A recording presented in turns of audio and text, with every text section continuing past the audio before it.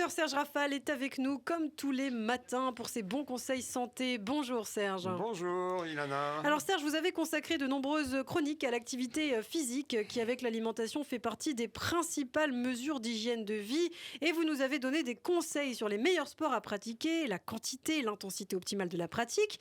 Et aujourd'hui, vous souhaitiez évoquer une notion nouvelle et importante, c'est l'horaire de cette pratique physique. Oui, vous avez raison Ilana. Toutes les études confirment les méfaits de la sédentarité. À l'inverse, l'activité physique fait à présent partie de nos recommandations santé les plus importantes.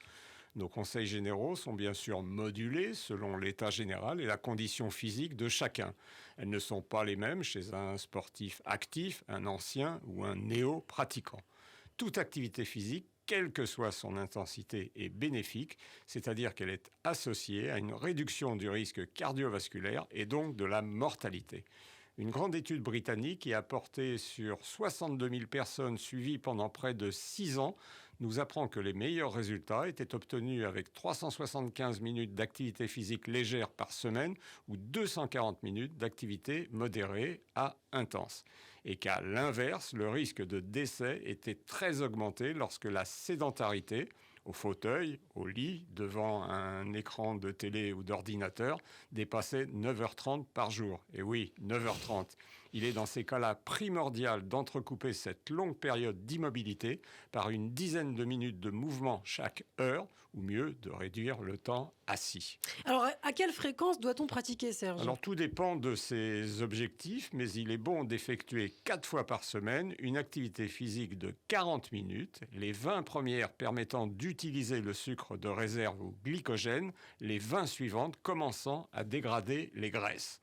La marche rapide, pas celle du shopping ou de la visite d'un musée, est utile, bien que moins efficace qu'une activité plus intense comme la course, le vélo, dehors ou en appartement, le rameur, la piscine. Et j'ai eu l'occasion dans cette rubrique d'évoquer une étude qui expliquait que les propriétaires d'un chien étaient globalement en meilleure santé car obligés de le descendre plusieurs fois par jour, quelle que soit la météo. Ce qui équivaut aux 7000 pas par jour qu'on recommande aux autres. On peut également ajouter un peu de gym ou des exercices de renforcement musculaire bénéfiques pour améliorer les capacités physiques, les fonctions cognitives, le traitement de l'information, et proprioceptives, l'équilibre. Bon alors, vous avez fait durer le suspense, Serge. Venons-en à l'horaire optimal de l'activité physique. Il semble, d'après une étude récente réalisée aux Pays-Bas sur plusieurs milliers de participants, que la pratique dans l'après-midi ou la soirée, moment où la puissance musculaire est maximale, réduise non seulement le temps assis, ce qui est bon pour la santé, mais améliore également le contrôle glycémique en réduisant l'insulinorésistance. Attention toutefois à ne pas pratiquer trop tard et trop intensivement pour ne pas perturber la qualité du sommeil. Alors vous avez, je crois, une citation en conclusion, Serge. Oui, Ilana, je déteste les femmes qui couchent le premier soir. Il faut attendre tout l'après-midi, nous dit avec malice le grand Patrick Timsit. Profitez-en pour faire un peu de sport. Eh bien, merci beaucoup, Serge Rafal. Cette réplique va plaire au rabbin qui passe juste après vous.